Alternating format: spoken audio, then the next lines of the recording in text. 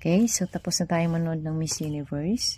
So ngayon, i-share ko po sa inyo kung paano mag-insert ng page sa research. Kasi ito ang isa sa naging struggle ko nung gumagawa ako ng research. Nung mag-print na ako. Yan, struggle na kasi. Hindi naman kasi ang first page agad ay page 1. Diba? Kasi ang research is may mga preliminaries pa before mag-start ng 1.